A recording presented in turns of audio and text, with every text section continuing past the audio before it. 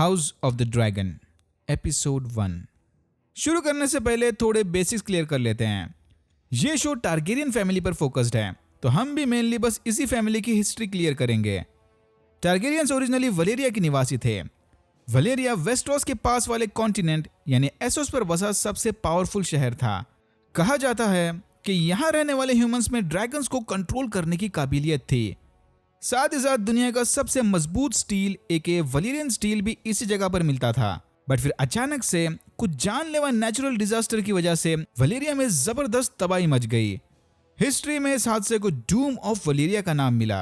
इस लंबी चौड़ी कुदरत की मार के बाद सारा वलेरिया नीज तो नाबूद हो गया, लेकिन इस हादसे के 12 साल पहले एना टारगेरियन की बेटी डेनिस टारगेरियन ने सपने में वलेरिया की तबाही देख ली थी। टारगेरियंस के सपने वाली प्रोफेसीज काफी पावरफुल होते हैं। एनर ने सबको चेतावनी देने की कोशिश की कि समय रहते इन्हें वलेरिया से निकलकर किसी सुरक्षित जगह पर जाना चाहिए। एनर के लाख कोशिश करने के बावजूद भी किसी ने उसकी बातों को सीरियसली नहीं लिया, लेकिन टारगेरियन फैमिली को अपनी भविष्यवाणियों पर पूरा भरोसा था। वो सारे समय रहते अपने ड्रैगन्स लेकर वलेरिया से निकलकर ब्लैक वाटर बे आइलैंड चले आए, जहां टारगेरियंस ने खुद के लिए ड्रैगन स्टोन नामी किला बनाया। बरसों बाद डेनिस की भविष्यवाणी सच हो गई और वलेरिया में रहने वाले सारे लोग और ड्रैगन्स मारे गए। अब बस टारगेरियन फैमिली और उनके ड्रैगन से जिंदा बच गए थे। एगोन द फर्स्ट के जन्म तक टारगेरियन फैमिली ड्रैगन स्टोन पर अमन से रह रही थी, लेकिन फिर एगोन ने डिसाइड किया कि वो अपने ड्रैगन्स की मदद से सारे वेस्टरोस पर कब्जा कर लेगा। धीरे धीरे एगोन टारगेरियन ने अपनी बहनों के साथ मिलकर ऑलमोस्ट पूरे वेस्टरोस को जीत लिया। गेम ऑफ थ्रोन्स की हिस्ट्री में एगोन के इस मिशन को एगोन्स कॉन्क्वेस्ट का नाम मिला। बाय द वे, टारगेरियंस का मानना था कि उनका प्योर ब्लड फैमिली में ही रहना चाहिए, तो एगोन द फर्स्ट की ये दोनों बहनें उसकी बीवियां भी थी। फिर एगोन उसकी बहनें और ड्रैगन्स के साथ मिलकर 7 किंगडम्स पर राज करने लगा। एगोन ने अपने हारे हुए दुश्मनों की तलवारें पिघलाकर किंग्स लैंडिंग में खुद के लिए आयरन थ्रोन बनाया। ये किंग्स लैंडिंग उसी जगह का नाम है जहां एगोन ने पहली बार कदम रखा था। King Aegon Targaryens landing. Westeros की गद्दी मिलते ही टारगेरियन फैमिली यहीं रहकर अपने वंश को आगे बढ़ाने लगे, फैमिली के अंदर ही शादियां करवाकर। लेकिन सेम ब्लड लाइन में वंश को बढ़ाने वाले रूल की वजह से टारगेरियन फैमिली के फ्यूचर जनरेशन में प्रॉब्लम्स आने लगे, जेनेटिक इश्यूज। इसी वजह से कई टारगेरियंस पगला गए। मैड किंग के पागलपन की भी यही वजह थी। शायद डेनेरिस भी इसी रीजन से लास्ट में मैड क्वीन बन गई। टारगेरियंस के जन्म को लेकर एक फेमस कहावत थी कि जब भी कोई टारगेरियन पैदा होता है, गॉड्स उसके कैरेक्टर को लेकर सिक्का उछालते हैं। कुछ टारगेरियंस नेक दिल और अच्छे स्वभाव के निकलते, तो कुछ फायर एंड ब्लड के पैसे निहायती सरफिरे टाइप के। एनीवेज, एगोन के 2 बेटे थे, मेगोर और एनस। आयरन थ्रोन के लालच में मेगोर ने एनस को मार दिया, लेकिन मेगोर का राज भी ज्यादा दिनों तक नहीं टिक पाया। मेगोर के मरने के बाद उसका नेफ्यू जेहरस वेस्टरोस का नया राजा बना। जेहरस की हुकूमत में वेस्टरोस ने जबरदस्त तरक्की की। वेस्टरोस के लोग जेहरस से डरते नहीं थे, बल्कि उसकी एक्चुअल में रिस्पेक्ट करते थे। लेकिन ये गेम ऑफ थ्रोन्स की रियलिटी है भाई, यहाँ अच्छे लोगों के साथ कभी अच्छा नहीं होता। जेहरस के फेवरेट और सबसे बड़े 2 बेटे अगला राजा बनने की रेस में आने से पहले ही मर गए। जेहरस और उसकी बीवी ने और भी ढेर सारे बच्चे पैदा किए थे। ऑलमोस्ट 100 साल तक वेस्टरोस पर राज करने के बाद टारगेरियंस की फैमिली अब एक नए रूलर के इंतजार में थी। टारगेरियंस के पास टोटल 10 बड़े बड़े ड्रैगन्स थे। देख के लग नहीं रहा था कि इनका राज जल्दी खत्म होने वाला है। किंग जेहरस की बढ़ती उम्र और खराब तबीयत की वजह से उसे अब अपना सक्सेसर चुनने की जरूरत थी। जेहरस के बड़े 2 बेटे तो अब इस दुनिया में नहीं रहे, तो इनकी लंबी चौड़ी फैमिली में से टोटल 14 लोगों ने आयरन थ्रोन पर बैठने अपना नाम दिया। जेहरस नहीं चाहता था कि वेस्टरोस की गद्दी को लेकर इसके फैमिली के अंदर सिविल वॉर शुरू हो जाए। स्पॉइलर अलर्ट, आगे चल के बिल्कुल ऐसा ही हुआ। जेहरस ने अपना सक्सेसर या एयर चुनने काउंसिल ऑफ हार्रेनहाल की मीटिंग बुलवा ली। ये खुद कोई डिसीजन नहीं लेने वाला, सब कुछ अब काउंसिल के वोट पर डिपेंड करता है। 14 में से बस 2 एयर्स का क्लेम पास हुआ। एक जेहरस की बेटी रहानिस टारगेरियन और दूसरा उसका पोता विसेरिस टारगेरियन। उस वक्त सबका मानना था कि आयरन थ्रोन पर कोई औरत नहीं बैठ सकती। जेहरस के इसी रूल की वजह से उसकी बीवी भी उसे छोड़कर चली गई थी। 2 बार रिजेक्ट होने के बाद रहानिस को the queen who never was का निकनेम मिला। तो जेहरस से स्ट्रॉन्ग खून का रिश्ता होने के बावजूद भी काउंसिल ने रहानिस की बजाय विसेरिस को राजा बना दिया। अगले 9 सालों तक विसेरिस ने वेस्टरोस पर राज किया। हाउस ऑफ द ड्रैगन की कहानी यहीं से शुरू होती है। जेनेरिस टारगेरियन के पैदा होने से 172 साल पहले। विसेरिस की बेटी रहायनीरा टारगेरियन उसके ड्रैगन सेरेक्स पर बैठकर किंग्स लैंडिंग के चक्कर लगा रही थी। उस वक्त ड्रैगन पिट टूटा फूटा नहीं था, यहाँ एक्चुअल में ड्रैगन्स को रखा जाता था। विसेरिस के राइट हैंड ओटो हाईटावर की बेटी एलिसेंट रहायनीरा की बेस्ट फ्रेंड थी। रहायनीरा को ये प्रिंसेस वाली ड्यूटीज निभाने में जरा भी इंटरेस्ट नहीं था, उसे तो तलवार उठाकर लड़ाइयां लड़नी थी। रहायनीरा की माँ एमा प्रेग्नेंट है। एमा ने इसे समझाया कि रहायनीरा के तकदीर में भी यही लिखा था, क्वीन की तो बस एक ही मेन ड्यूटी होती है, अपने राजा के लिए नया वंश पैदा करना।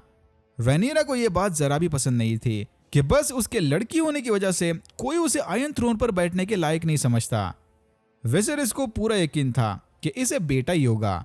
इसने अपने सपने में देख लिया था कि एमा जल्दी आयरन थ्रोन के अगले राजा को जन्म देने वाली है। लेकिन एमा को काफी चिंता हो रही थी, वो इससे पहले 5 बच्चे खो चुके थे। एमा से अब और नहीं सहा जाएगा, मेंटली भी और फिजिकली भी। बट विसेरिस को अपने सपने वाली प्रोफेसी पर पूरा भरोसा था, इन्हें आगे के बारे में ज्यादा सोचने की कोई जरूरत नहीं। विसेरिस का भाई डेमन टारगेरियन भी आयरन थ्रोन पर बैठने के सपने देख रहा था। विसेरिस के घर बेटा पैदा होते ही इसके सारे सपनों पर पानी फिर जाएगा। अंकल डेमन रहायनीरा के लिए वलेरियन स्टील से बना नेकलेस लेकर आए थे। इन दोनों के बीच भी टारगेरियन लव कनेक्शन के वाइब्स आ रहे थे। विसेरिस की स्मॉल काउंसिल में आधे लोग डेमन से नफरत करते थे। ऑटो तो मान लो उसका कट्टर दुश्मन ही बन गया था, राजा तो दूर की बात। इन्हें लगता है कि डेमन विसेरिस के आसपास भटकने के काबिल भी नहीं था, इसीलिए स्मॉल काउंसिल ने डेमन को सिटी वॉच का कमांडर बनाकर गलियों में बिजी रखा था। लेकिन डेमन ने सिटी वॉच के सोल्जर्स एक गोल्ड क्लोक आर्मी को निहायत ही ब्रूटल ट्रेनिंग देकर अपनी तरह ही खतरनाक बना दिया था। डेमन का मानना था कि विसेरिस के नरम बर्ताव की वजह से किंग्स लैंडिंग में काफी क्राइम्स बढ़ रहे थे, तो इसने एक रात गोल्ड क्लोक को सुपर चार्ज करके कानून को अपने हाथ में ले लिया। गोल्ड क्लोक्स ने गुनहगारों को घर से बाहर निकालकर खुलेआम सड़क पर सजा देना शुरू कर दिया। डेमन ने चोरों के हाथ काट दिए, रेपिस्ट के अखरोट काट दिए और मर्डरर्स के सर काट दिए। विसेरिस डेमन के इस एक्सट्रीम बर्ताव से जरा भी खुश नहीं था। उसने फौरन डेमन को स्मॉल काउंसिल में मीटिंग के लिए बुलवा लिया। डेमन ऊपर के मन से सबको सॉरी बोलकर अपनी गर्लफ्रेंड मेजेरिया से मिलने चला गया। डेमन की वेल में एक बीवी भी थी, पर उसे जबरदस्ती शादी में मिली बीवी में कोई इंटरेस्ट नहीं था। डेमन सारा टाइम वेल से दूर किंग्स लैंडिंग के कोठों पर बिताता था। आयरन थ्रोन पर बैठने के पीयर प्रेशर की वजह से डेमन के परफॉर्मेंस पर भी इफेक्ट पड़ने लगा। मेजेरिया ने उसे समझाते हुए कहा कि डोंट वरी, जल्दी सब कुछ ठीक हो जाएगा। विसेरिस ने अपने होने वाले बच्चे की खुशी में जोस्टिंग टूर्नामेंट रखी थी। कुछ ज्यादा ही ओवर कॉन्फिडेंट हो रहे थे राजा जी। वेस्टरोस के अलग अलग हाउस के नाइट्स ने इस टूर्नामेंट में हिस्सा लिया। डेमन भी अपना बैडएस ड्रैगन आर्मर पहनकर गेम में घुस गया। इसी दौरान एमा लेबर में चली गई। ऑटो हाईटावर को नीचा दिखाने डेमन ने उसके बेटे को जोस्टिंग में बुरी तरह से गिरा दिया और फिर जले पर नमक छिड़कने ऑटो की बेटी एलिसेंट से फेवर मांगने चला आया। इसी दौरान रहायनीरा का पूरा ध्यान डॉन के नाइट सर क्रिस्टन कोल पर था। कोल के सक्सेस को देखकर डेमन ने उसे लड़ाई के लिए चुनौती दी। जोस्टिंग की गेम में कोल ने डेमन को घोड़े से गिरा दिया, लेकिन डेमन हार मानने को तैयार नहीं था। डेमन ने उसे क्लोज कॉम्बैट लड़ाई के लिए चुनौती दी। पहले लग रहा था कि डेमन की वलेरियन तलवार कोल के मॉर्निंग स्टार पर भारी पड़ जाएगी, लेकिन कोल ने डेमन को इस लड़ाई में भी हरा दिया। 2 बार धूल चाटने के बाद आखिरकार डेमन ने सरेंडर कर दिया। ये तो बस इनके राइवलरी की शुरुआत है। लेबर की खबर मिलते ही विसेरिस एमा के पास चला गया। एमा को डिलीवरी में काफी दिक्कतें आ रही थी। मेस्टर ने विसेरिस को बताया कि अब इसे बहुत डिफिकल्ट डिसीजन लेना होगा। एमा की हालत देख के लग नहीं रहा था कि वो प्रेगनेंसी को सरवाइव कर पाएगी। विसेरिस के पास अब 2 ऑप्शन थे, या तो ओल्ड एंड न्यू गॉड्स के भरोसे डिलीवरी को आगे बढ़ा दो, या फिर एमा का पेट काटकर अपने बेटे को बाहर निकालो। ऐसा करने से विसेरिस को नया वंश तो जरूर मिल जाएगा, बट एमा की कुर्बानी देनी होगी।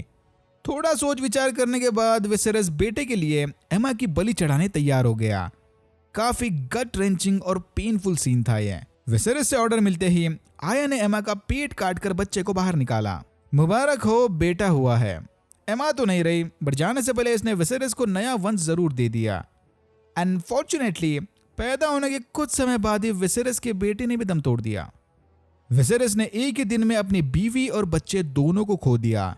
बेटे की पैदाइश का जश्न अब मातम में बदल गया।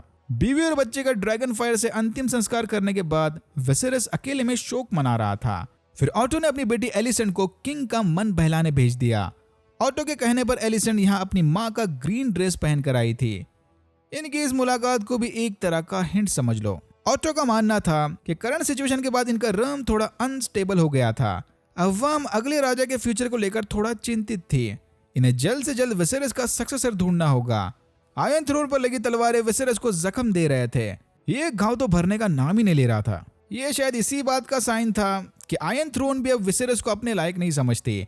इसे जल्द से जल्द नया सक्सेसर अनाउंस करना होगा। राजा का काउंसिल दो हिस्सों में बढ़ गया। कुछ लोग डेमन के सपोर्ट में थे तो कुछ उसके अपोज में। डेमन चुपके से इनकी सारी बातें सुन रहा था। राइनिस का हस्बैंड कॉर्लिस वलेरियन एके सी स्नेक भी स्मॉल काउंसिल का मेंबर था। राइनिस की उम्र की वजह से विसेरस ने फिर से उसका नाम रिजेक्ट कर दिया। स्मॉल काउंसिल की बातें सुनने के बाद डेमन डिसअपॉइंट होकर पार्टी करने चला गया। यहीं पर फ्लो में डेमन ने एमा के इन्फांट बेटे बेलन को the air for a day कहकर पुकारा, यानी बस एक दिन का वंश। ऑटो फौरन इस बात का फायदा उठाकर विसेरस को भड़काने चला गया। डेमन ने विसेरस के सामने कन्फेस किया कि हाँ, उसने बेलन को the air for the day बुलाया था, लेकिन रिस्पेक्ट से। वो बेलन की मौत का मजाक नहीं उड़ा रहा था। लेकिन विसेरस को अब कुछ नहीं सुनना था। डेमन की बेब फुल सटक गई थी। उसने विसेरस को एक कमजोर राजा बताया, ऐसा कमजोर राजा जो खुद अपने भाई पर भरोसा नहीं करता। अगर भरोसा करता तो विसेरस डेमन को कमांडर बनाकर दूर नहीं भेजता, हैंड ऑफ द किंग बनाकर अपने साथ रखता। ये सुनते ही विसेरस ने उसे बताया कि आज के बाद डेमन आयरन थ्रोन के एयर लिस्ट से बाहर हो गया। किंग विसेरस ने डेमन को ऑर्डर्स दिए कि वो अभी का अभी किंग्स लैंडिंग छोड़कर वापस वेल चला जाए। डेमन को किंग्स लैंडिंग से निकालकर विसेरस ने रेनीरा को आयरन थ्रोन का एयर चुना। Finally queen रेनीरा। विसेरस ने बेटे के इंतजार में बहुत सारे साल वेस्ट कर दिए, अब और नहीं। रानी की शपथ लेने से पहले विसेरस ने इसे दो फैमिली सीक्रेट्स बताए। पहला कि टारगेरियंस ड्रैगन को कंट्रोल कर सकते हैं, ये बस एक इल्यूजन है, इनका शायद ड्रैगन के साथ कोई अलग कनेक्शन था।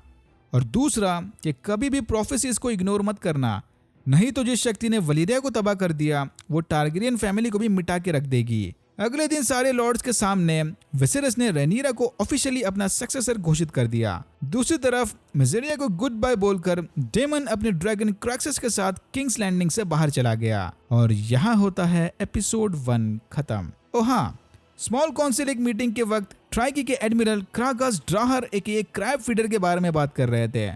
वो अगले एपिसोड में आएगा तो उसके बारे में हम आगे बात करेंगे। आगे तो टाइम जंप भी आने वाला है। Alright, that's it for now.